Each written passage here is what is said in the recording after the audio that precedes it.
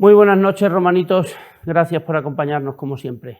Don Miguel Ángel Vedate García de Leániz es cauriense, emeritense, extremeño, universal, artista, pintor, escultor y amante de la música. Esto yo creo que de casta le viene al galgo, pues su padre, además de barítono y tenor y actor, yo creo que le inculcó esto, que le está dejando entre música y pintura, nos tiene como expectantes ante lo que es su vida. Me van a permitir, sin embargo, que no resuma su currículum, pues este programa dura media hora y claro, 112 exposiciones y muchas vivencias nos dan. Mi estimado Miguel Ángel, bien hallado, buenas noches. 112 exposiciones creo que llevo, no sé si te las he contado mal. 112 exposiciones individuales. La primera en 1967, en el Liceo de Mérida. O sea que eras un crío. Tenía vamos. 14 años. Además, Mérida está muy vinculada no solo a tu infancia, sino a actividades concretas. Yo no sé si fuiste el primer galerista de Mérida, por ejemplo. Sí, fui el primer galerista de Mérida y de casi de Extremadura en la época esa, porque fue en el 68, cuando inauguré la galería, y muchos me decían, ¿y qué es una galería de arte? Digo, pues una galería de arte para exponer la obra, no mía, sino de muchos portugueses que vinieron a exponer. Lo que pasa es que yo no tenía afán de lucrativo, sino que yo lo hacía para divulgar el arte y la pintura y traer artistas nuevos a Mérida, que es lo que hacía falta en ese momento. Y fue un éxito, porque venían muchos portugueses con muchas ganas, a lo mejor vendían dos o tres cosas. Me decía, ¿qué le debo por el tanto por ciento? Y yo decía, no me debes nada. Entonces tenían el detalle, hubo un señor ya mayor, que no me acuerdo el nombre y tal, que me regaló un eceomo que me había hecho fijándose en mí. Dice, ¿qué tienes la cara de Jesús y tal? Y lo tengo guardado muy bonito y lo trabajo con marco, con un cariño como los portugueses. Además hay una situación muy entrañable para los amigos que nos están viendo de Mérida y comarca, que es que cuando uno va a la Catedral de Oviedo y se encuentra un cuadro de Santa Eulalia de Mérida, que creo que es de un tal Vedate. Cuéntame cómo fue eso. Sí, tú me dices lo de Oviedo. Sí. Bueno, pues esa obra fue del año 70. Mira, Sí, para que lo vayan, sí. nos tienes que contar, disculpa que te interrumpa, ahí estás, es la mártir quien está a tu lado mientras pintas. Sí, ahí me puse a pintar por las mañanas y estuve muchísimo tiempo pintando porque hacía muchísimo frío. Pero eso es que es el camarín de la Virgen. ¿Eh? El camarín de la mártir. Sí, el camarín de la mártir. Anda. Y bueno, me aproximaron la mártir de una forma especial para mí, para poderla hacer. Y bueno, para mí fue una sensación pues muy especial, porque he pintado mucha gente, ¿no? Pero gente normal y viva y tal, pero pintar y hacer una obra sobre la mártir hay una sensación como de un verdadero compromiso religioso e intenso, en que tienes que hacer lo mejor de tu vida en cuestión de que la mártir tiene que quedar impecable.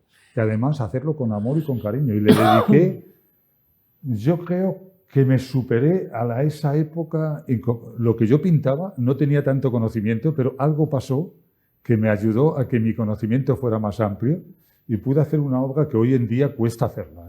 Oye, ¿y por qué ese cuadro está en Oviedo y no está en Mérida, por ejemplo?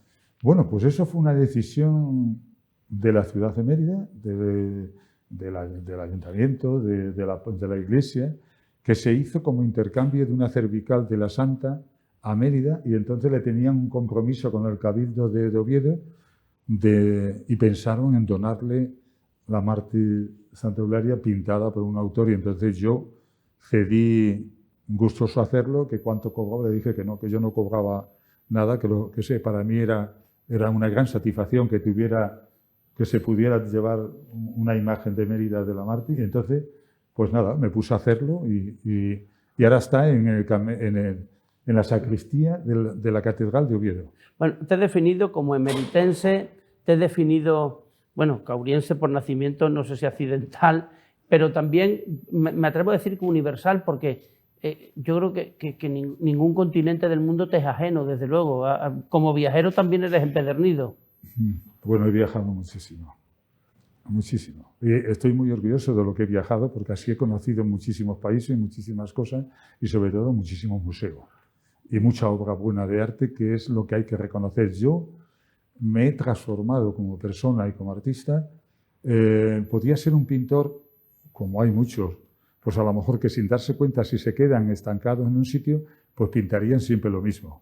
Entonces yo he visto tanto que al final he tenido como un deseo, como incluso me he visto obligado, según mis conocimientos he ido adquiriendo, que los he adquirido gracias a los museos, es donde más he aprendido, porque yo he llegado y he dibujado del natural temas, he estado viendo el color, he visto pues obras buenas de Rembrandt o de Rubén o de cualquiera, y las he estudiado muy detenidamente, no solamente con los libros que yo tengo, sino cuando estás delante en una visita de un museo no se aprecia nada, hay que ir solo.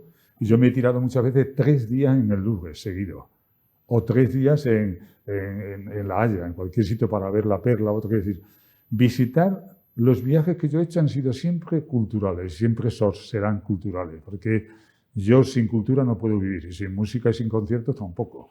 Pero en Tailandia, explícame qué cultura Bueno, pues en captaste ahí. Tailandia fue un viaje exótico que yo tenía muchas ganas pues para conocer el país, y después tienen muchas cosas interesantes, ¿eh? Hay muchas cosas, estar con ellos, cómo dibujan, cómo trabajan. Estuve en unas bibliotecas de estas pobres de casi una cabaña, y después tenían unos libros espectaculares hechos a mano, pintados. Y yo lo que pasa es que no podía comprarlos porque era prohibido sacarlos, como una figura de Buda estaba prohibido. Entonces antiguamente se los llevaban y se compraban por 4 euros. Oye, es difícil que establezcas paralelismos o comparaciones, pero el Museo del Prado, el Louvre, no sé si has estado en el Hermitage. No, en el Hermitage no. Entonces, y de los museos, ¿de cuál piensas que has aprendido más? O de todos. Hombre, lo tengo en libros y sé toda la documentación. Yo soy una persona que tengo más de 500 libros. Entonces, en libros los tengo hasta rusos, muchísimo, porque, vamos, mi vida ha sido siempre el arte, no otra cosa. Aunque me haya dedicado algunas veces a viajar a otras cosas, el arte. Yo nunca he conocido las discotecas de Badajoz, ni las de Sevilla, ni las de Madrid, ni de ningún sitio. No me han interesado para nada, desde muy joven. ¿Qué ha sido?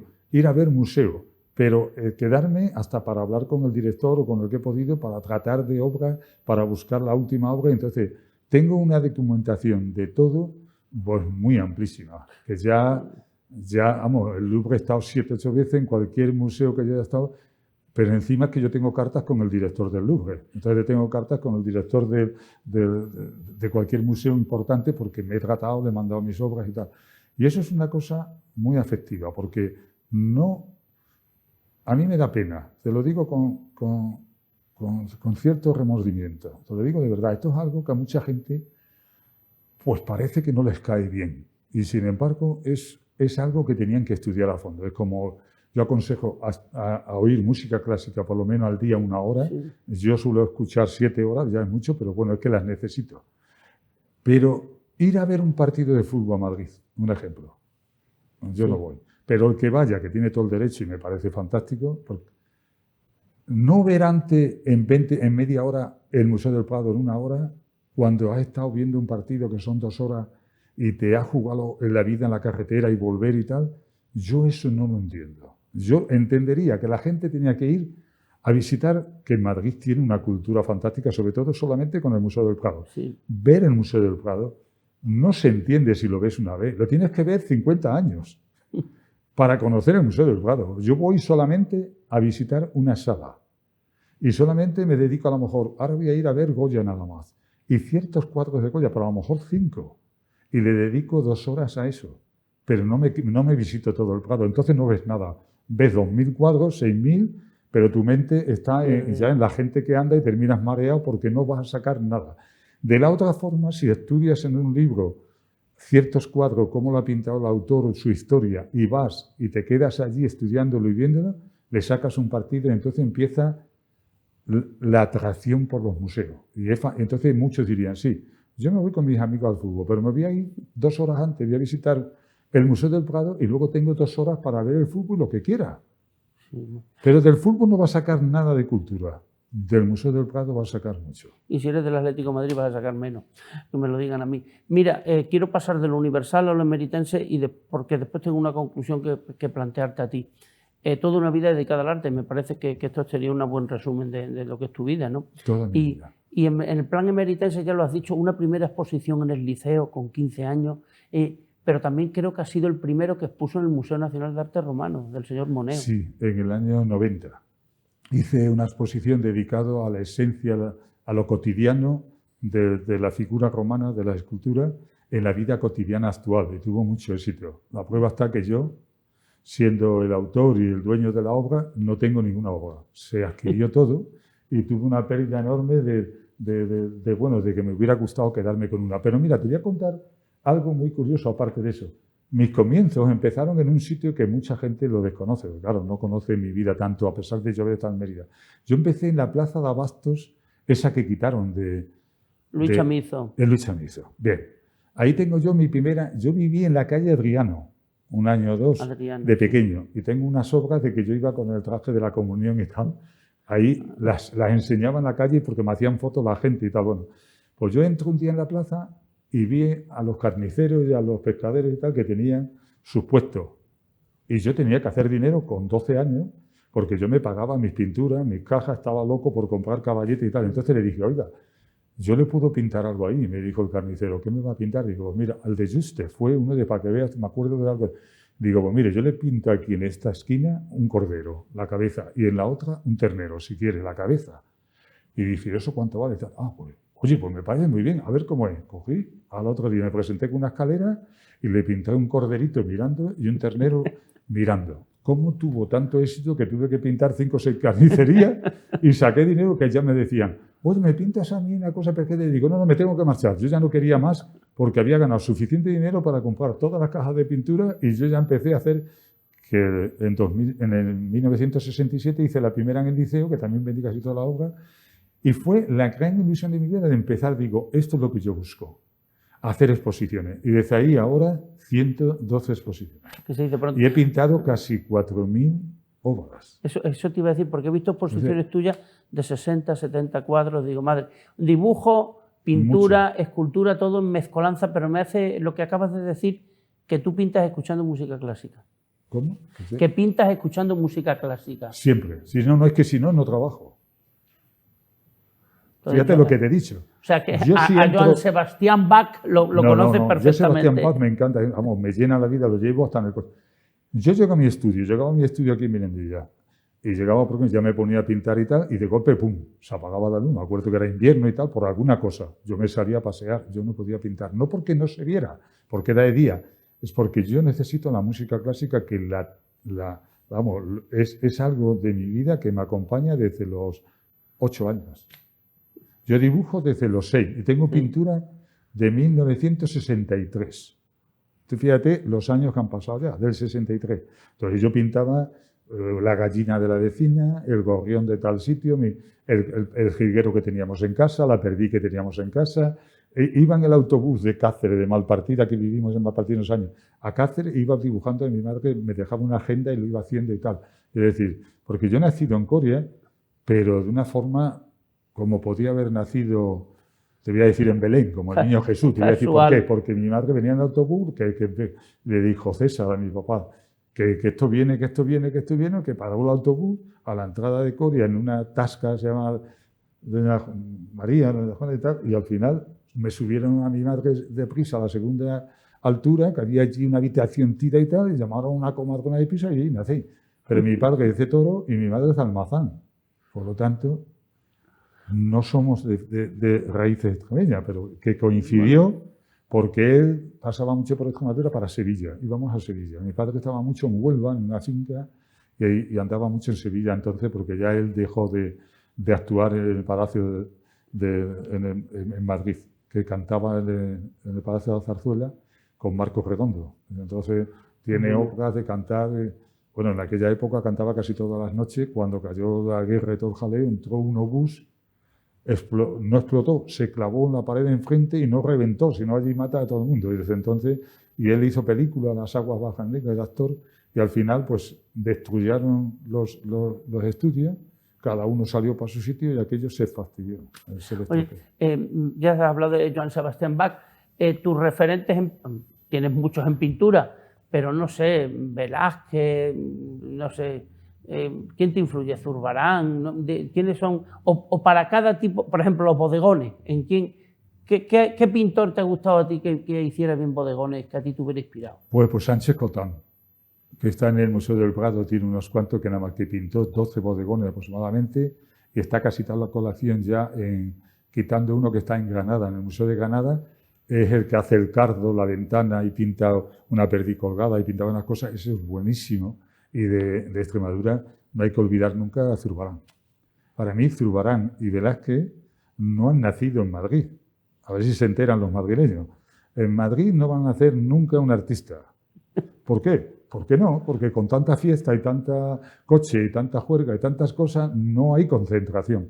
Los artistas tienen que nacer en un medio ambiente más bien rural, tranquilo, y Zurbarán estuvo en un sitio adecuado para sentir todo el tema religioso y hacer la obra magnífica que hizo, que está en el monasterio de Guadalupe y en otros muchos museos.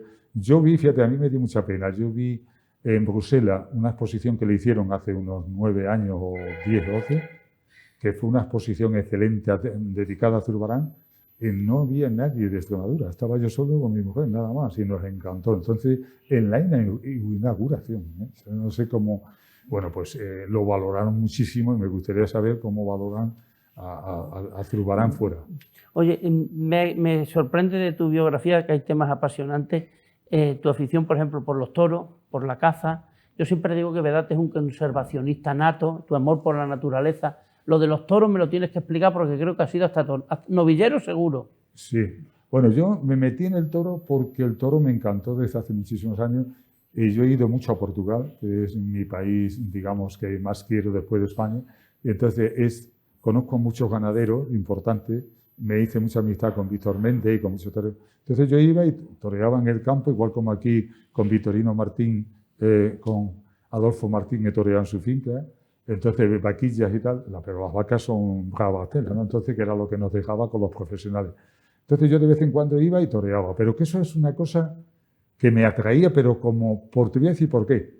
Para pintar temas taurinos hay que tener el sentimiento taurino y hay que estar delante de un toro y hay que conocer lo que pasa y ver muchas corridas como he visto yo. Y luego puedes pintar temas taurinos. En todo lo que he hecho he querido participar antes y enterarme de qué iba el tema, no llegar los campos de Villafranca, cuando se hace la trilla en agosto y tal, ahí está pintando yo mucho ciudad natural y lo he vivido muchos años. ¿Y qué ha pasado? Que yo ahora pinto unas trillas, o antiguamente he hecho, que les encanta a todo el mundo. ¿Por qué? Porque yo me he quedado con el color exacto del atardecer, de la gente trabajando, de lo que pica la paja, de todo. Todas esas sensaciones hay que vivirlas. Y la vendimia de Tierra de Barro es igual. He participado mucho y entonces no se puede pintar una vendimia sin haber participado nunca. Yo me he ido a las 5 de la mañana, he estado con ellos, he estado cogiendo la uva, viendo a ellos, haciéndole dibujos y después he terminado a las 6 de la tarde, a las 7. Buscas la belleza fundamentalmente en todo, en la vida. Sí. La belleza, explícame la caza, porque tú también eres cazador. Bueno, yo cazador, vamos a ver, soy cazador porque mi padre era cazador y toda mi familia, abuelos y tal, eran cazadores. Entonces eso es una cosa, en Coria, yo me iba de pequeñito con mi papá detrás, mataba las perdices y decía, toma, y las iba cogiendo. Yo me parecían pavos porque yo era muy pequeño. Y entonces, pues bueno, aquello me atraía, fíjate, el olor de los cartuchos, que eran de cartón, y él tiraba 4 o 5 tiros, tiraba muy bien, mataba 4 o 5 perdices, pero yo iba por la aventura, yo he sido muy aventurero siempre. Entonces, quise ver la aventura en África. Entonces, en los safaris de Zimbabue ha sido visitarlos, ver todas las aldeas de África, digamos. Bueno, yo tengo fotos pintando, que es una maravilla, cómo se quedaban todos mirando cómo yo hacía los dibujos. Y entonces estaban safaris de elefantes, de todo, pero no para matar un elefante. Yo iba acompañando, haciendo dibujos para ver el mundo que existía ahí. Y entonces ya después he hecho cosas de África. Pues yo creo que te he visto un cuadro con un elefante, Miguel Ángel.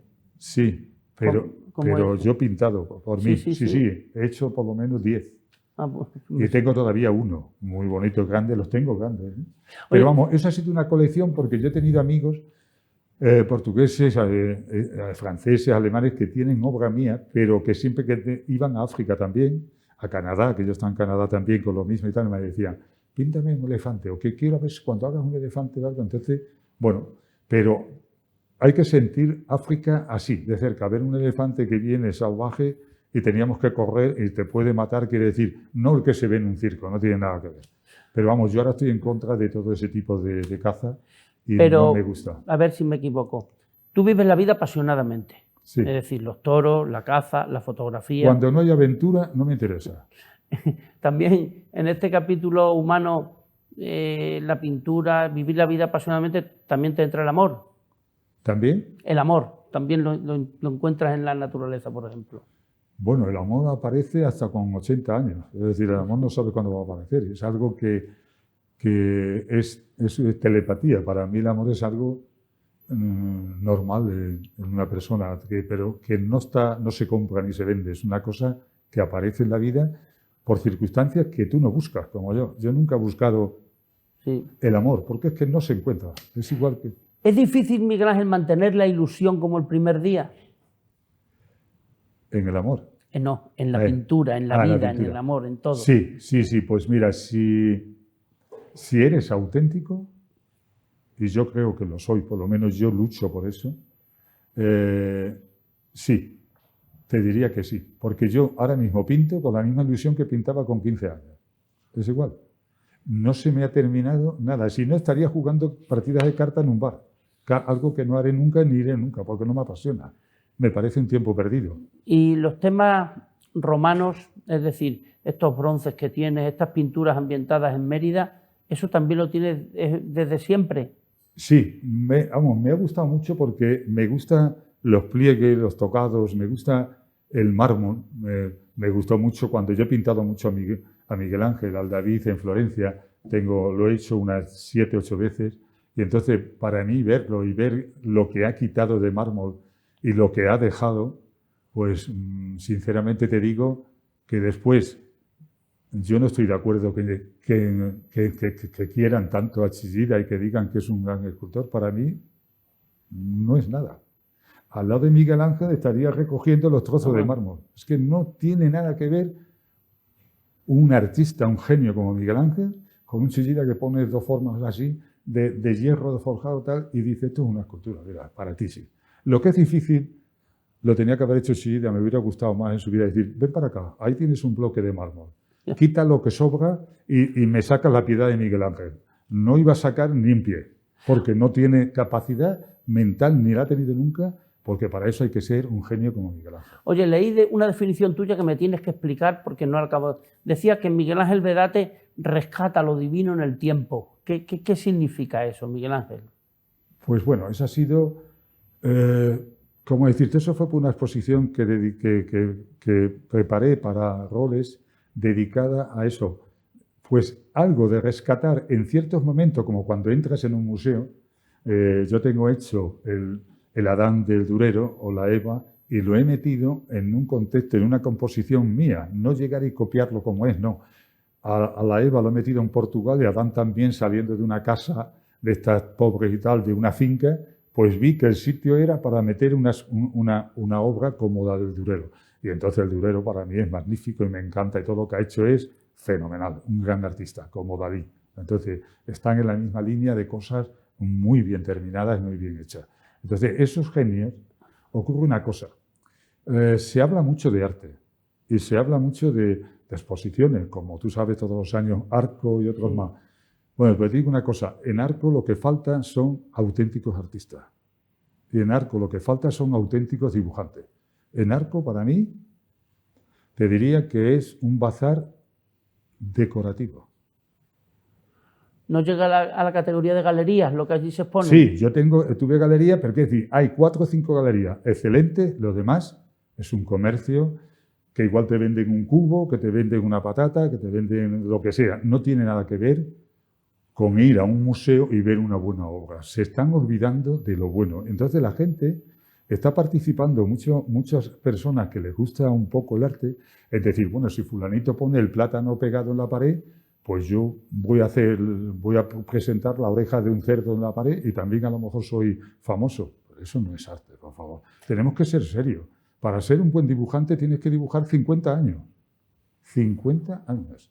Y para ser un artista consagrado y tener, ¿cómo decirte?, algo súper especial y sentirlo, tienes que dedicarle toda tu vida. Yo en algunos momentos, y es algo como un poco de secreto, pero aquí en televisión, la primera vez que me voy a atrever a decirlo, a lo mejor cuando pinté la Marte y lo sentí también, a lo mejor en 6 meses que estoy pintando unos temas y otros y tal, hay una tarde especial o una mañana especial que a lo mejor hay 12 minutos en que yo siento la pintura de una forma totalmente que no es mía, pero sí me deja pintar de esa forma. Es algo excepcional, es algo como una burbuja que viene y entonces yo me meto ahí y digo, madre, qué felicidad con mi música y tal, porque yo cambio mucho de un concierto a otro. Y al final digo, pues mañana vengo yo por la mañana y sigo con lo mismo.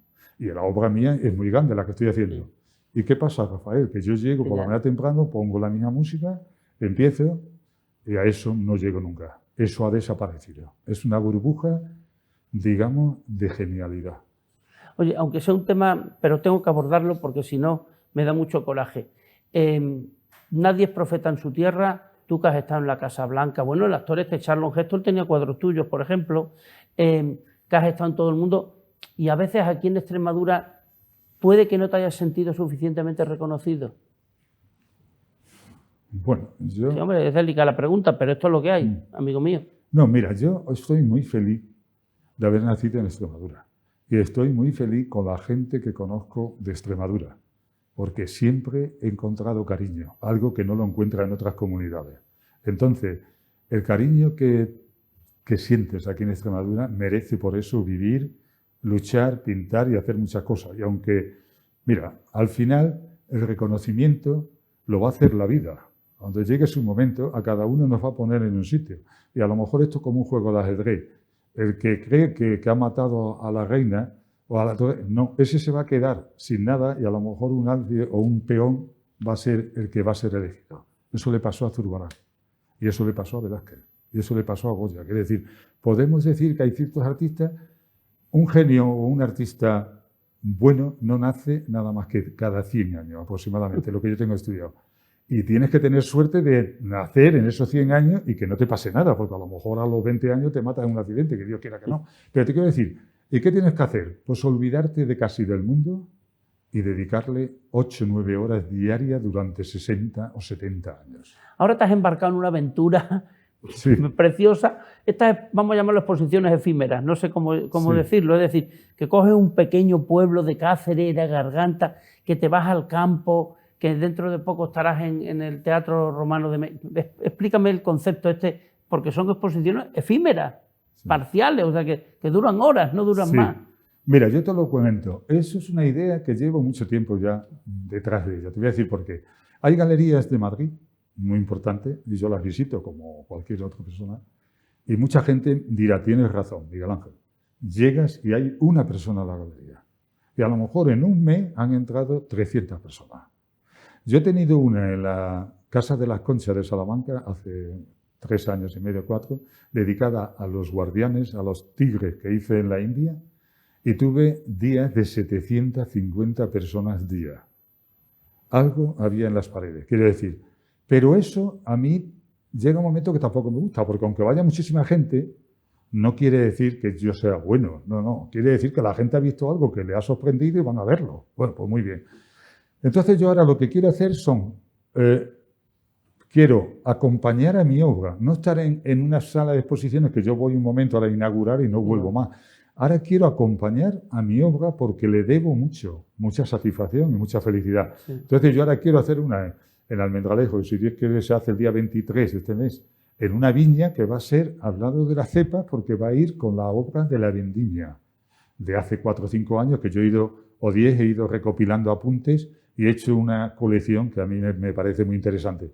¿Por qué? Pues yo quiero enseñarle la pintura, de dónde viene todo el trabajo de ahí y todo lo que el concepto de pintar, viene de la cepa esa que está echando el primer brote. Y que está al lado del cuadro. Eso, y que se va a poner el cuadro allí.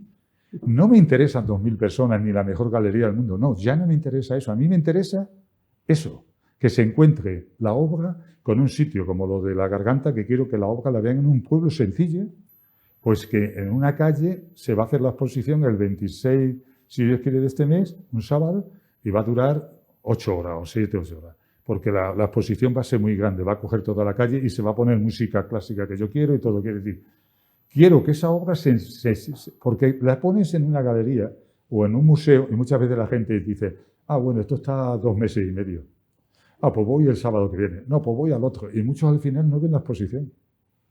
Y sin embargo, tú sabes que van a ver un partido de fútbol, van 50.000 personas en un día. ¿Por qué van 50.000 personas a ver fútbol? Porque han hecho tal publicidad que ya llevan, y si tuviera el campo de fútbol 200.000, irían 200.000. No, a mí me interesa que la obra se encuentre con su entorno. Yo voy a hacer una dedicada al mar, que ya tengo mucha obra y tal. Pues ¿sabes dónde la voy a hacer? En la orilla del mar. Y la obra va a estar mirando al mar, porque yo se la voy a enseñar al mar, no a la gente. La gente pasará por la orilla para verla, pero nada más. El que esté allí la podrá ver y se acabó. La guardo y como tengo mucha obra no mucha obra de haber recopilado, no, mucha obra interesante de que a cada cosa le he dedicado una. Yo tengo una colección sobre Bulgaria, sobre la guerra, y todavía no la he enseñado. Pues si Bulgaria me encantaría que entrara en la paz y que ya estuviera bien, entonces la llevaré. Y es, desde el primer día de la guerra hasta el día 22, lo tengo pintado todo. Y eso no lo tiene nadie. Lo tengo yo porque me he preocupado hacerlo. Entonces, yo tengo unos 18, 19 o 20 proyectos que algunos tienen 300 y 500 obras. Entonces, de ahí he hecho un estudio completo y ahora las exposiciones van a estar así. Quiero hacer una dedicada a Carlos V, pues en los jardines del monasterio de Yuste, si se lleva a cabo en los mismos jardines, un día, una mañana. Pero no me interesa llevarlo a una galería, si al final no, es que no interesa. Están haciendo una cosa muy diferente. Si un artista va a Arco, a una exposición, como a mí me han llamado muchas veces para tener un contacto y querer vender mi obra, yo seré siempre como un esclavo de ellos. El artista es un verdadero esclavo de ellos, no. Yo no acepto eso. El artista tiene que ser lo más importante en cualquier exposición, porque sin nosotros no habría museo y no habría exposiciones. Entonces ellos van al negocio, tú no interesas. El tiempo es inexorable en este programa. Oye, hemos esbozado muchas cosas que tendremos que continuar. La última pregunta no tiene nada que ver con lo que me has dicho. ¿Tú tienes perro? Porque es que los mastines que pintas me encantan. Pues mira, yo he tenido un perro lobo alsaciano, que lo tuve muchos años, me encantó. Y bueno, y otros muchos perdigueros de cuando iba de caza con mi papá y todas esas cosas. El perro, pues y he tenido también un pastor alemán. Aparte del pastor alemán, he tenido uno de estos, ¿cómo se llama? Ahora mismo no me acuerdo, el perro de este. Sí. Pero los mastines que pintas, sí, porque yo te he visto. Pero los mastines los he encontrado en la finca. Entonces, los mastines me encantan. Cada vez que he visto uno, pues lo he dibujado. Yo he pintado varios. Sí, entonces, el mastín es que tiene mucha nobleza. Entonces, es algo para mí especial, que si lo tratas bien, es tranquilote, bueno, se te sienta al lado, te estudia y se deja pintar. Porque hay otro perro que no. Hay perros que tú lo pones ahí y se te levanta. Y el galgo también es muy bueno. He pintado muchos galgos porque me han gustado, porque son muy tiernos, son muy dóciles. Julio Romero de Torre tenía 2 y pintaba con los galgos suyos allí tumbados. Entonces, yo los he tenido, pero llega un momento en que si te mueves mucho viajando, no puedes tener un perro esclavizado en un estudio, ¿no? Yo tuve un gato, se llamaba Mozart, y estuvo conmigo 16 años hasta que se murió. Y bueno, lo he pintado y ha estado siempre. La música estaba ahí, yo estaba pintando y el gato llegaba por detrás y me hacía asistente, me tocaba aquí y yo miraba y me decía que se ha acabado la música, cambia. Le encantaba la música clásica y era muy feliz. Entonces, estar con un animal es muy agradable. Lo que pasa es que hay que tenerlos cuidado y hay que sacarlos. Necesitan una gran atención. Hoy en día la gente está queriendo coger, yo tengo un perrito porque el vecino también tiene el perro y tal. No. Eso no es así. El perro hay que tener una gran pasión para que si lo tienes, le tienes que dedicar el tiempo que necesita. Y necesita muchísimo tiempo. Es verdad. Bueno, querido Miguel Ángel, el tiempo que nos falta a nosotros. Ha sido un honor tenernos aquí en Televisión Extremeña. Y ha sido un honor, espero que lo haya sido también para ustedes, haber compartido este tiempo con este artista universal emeritense, que son cosas muy compatibles, del que seguiremos hablando, si ustedes y él nos lo permiten. Hasta otra ocasión, muchísimas gracias. Muchas gracias, Rafael.